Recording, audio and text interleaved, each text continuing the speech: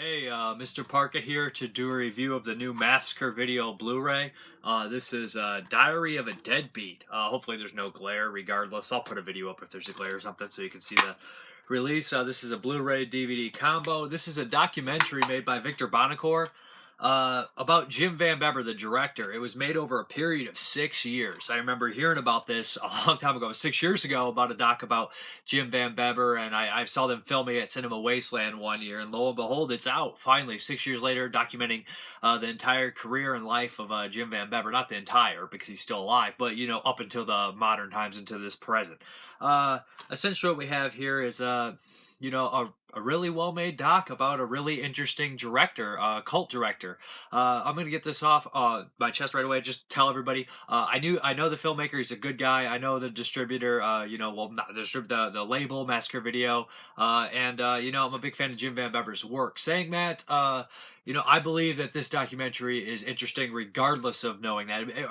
If you're not interested in film, I still think you'd be interested. If you're not interested in cult films or the director or any of that kind of stuff for Cinema Wasteland, I still think this is an amazingly well put together documentary. Essentially, it starts off in the early years of his life, showing how he, came to making films on Super 8 or 8 millimeter. I don't even think it was Super 8. I think they were silent at first. Making films on 8 millimeter and going, as a young kid, 12, and growing going to film school, making a Deadbeat at Dawn in a guerrilla style filmmaking.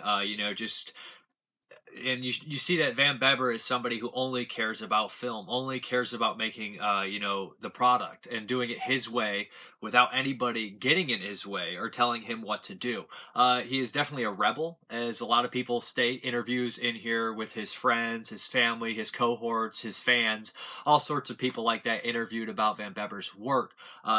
For somebody who's so prolific and almost infamous, he doesn't have a huge body of work that's available to the public. He has a great body of work, 2 feature-length films, Deadbeat at Dawn and Manson Family, and a slew of shorts, My Sweet Satan, Roadkill, The Last Days of John Martin, and some other ones, and some lesser-known titles, Gator Green, of course, which is his newest piece. But through this doc, you kind of see what he was doing and maybe why he had these problems. Like I said, it is very inspiring at points, especially the early life. You just see him coming to he's just such an interesting, captivating person. You're like, man, I want to go out and make film and take no prisoners and just go out there and film and make my art, make my film, make it however I need to and however I have to. But you also see a side that is sad. With somebody with this much talent cannot go out and make all what they want. They should be rich. There's so many less talented people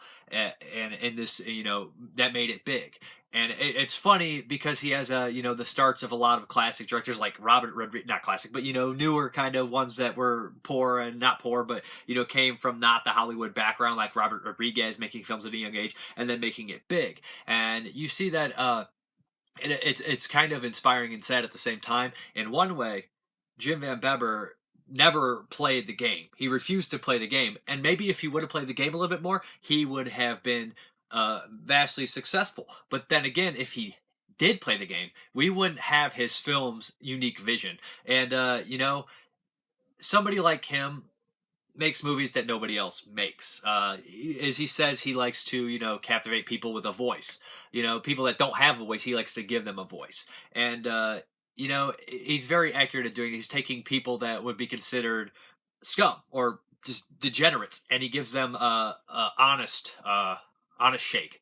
And I wish that he was more successful because I personally want to see more films. And he's, like I said, he's a very interesting person. You can't help but root for him. But then on the other hand, I don't think we would get these masterpieces if he was vastly successful. But that's just the way it is. I don't think that he ever would play the game.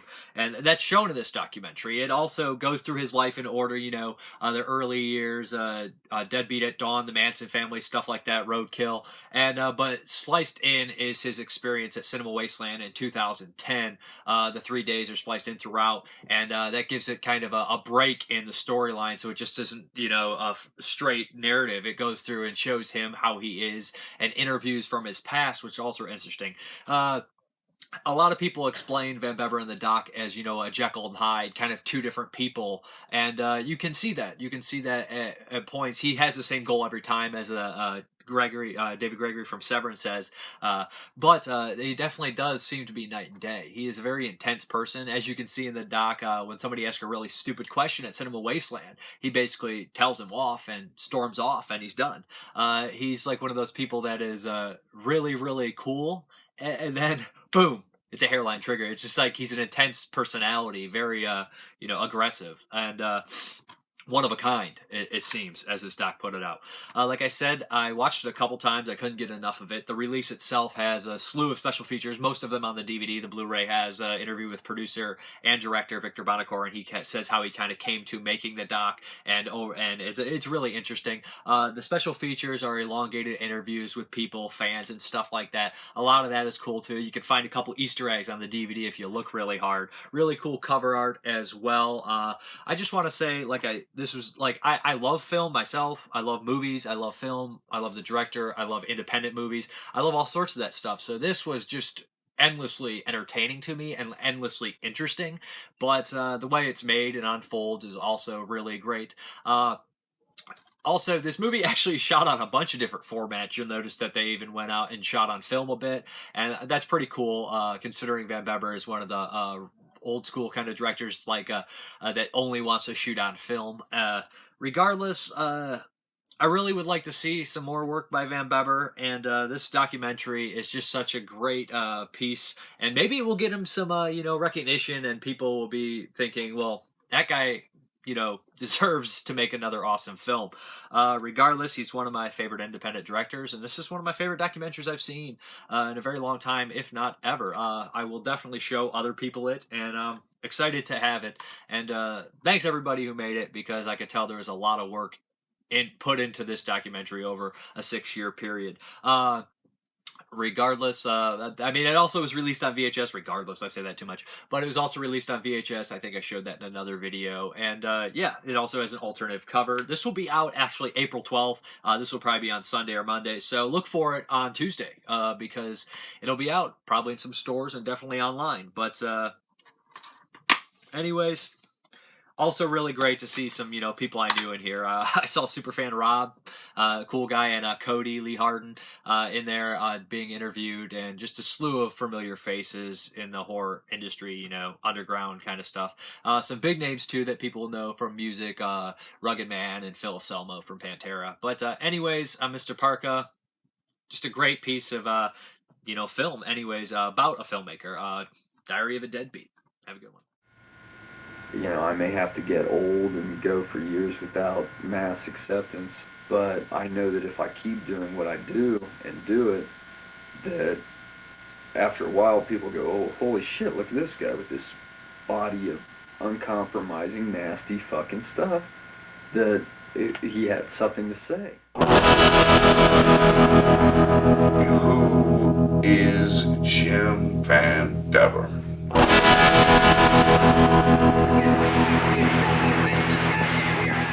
The fuck-ups, the losers, the people who don't get a break. They got no voice. They have no voice, period. My guest this week is the director behind the cult classic. Legendary independent filmmaker, Jim VanBebber. He's one of those people who God just rubbed his chin and said, yeah, that's the guy right there. There are two Jim VanBebbers, and it's like a Jekyll and Hyde, but they both have the same ultimate goal, which is to make movies. The dark, troubled anti-hero.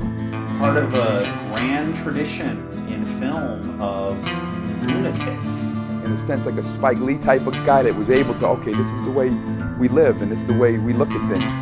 VanBebber was able to do something like that on a dirty, white, trash, heavy metal scumbag version. The whole industry seems to be all kind of straight-laced money people and no passion and no grit. And Jim has true grit. A person is trying to tell the truth in a pit full of vipers who tell lies. He's an anarchist. He's a madman. And kind of almost violent director. Arrogant and cocky, egotistical. I think he's a genius. genius. He really is a genius. Jim VanBebber is the last outlaw in the world of cinema. This is what's happening. My dreams. Here's the next one. You take umbrage, niggers, and shoot on film now! Every person who's ever made a film in the 80s or the 90s owes a debt to Jim VanBebber. He's not good at playing the schmoozy Hollywood game. He'll say what's on his mind, and that doesn't go over well in Hollywood. And if he's not working, he goes fucking nuts. Rename this Jim VanBebber Weekend. I'm the best! I will beat your ass! The best! There's a lot of anger in the stories and in the performances. Violent, gritty, tough.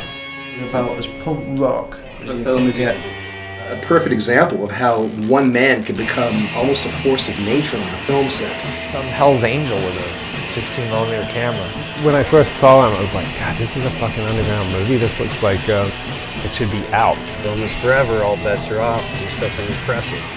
Anybody has the guts and the grit to do it and make a comeback and make something of himself, it's Jim VanBebber. Where the flesh is important, where fucking is important, drug taking is important. These are my films. You call them exploitation, I call them the 70s. I'm gonna follow that dream wherever that dream may lead me. I'm gonna follow that dream wherever it may lead. Just watch out, kids, because I'm gonna fuck you up, man.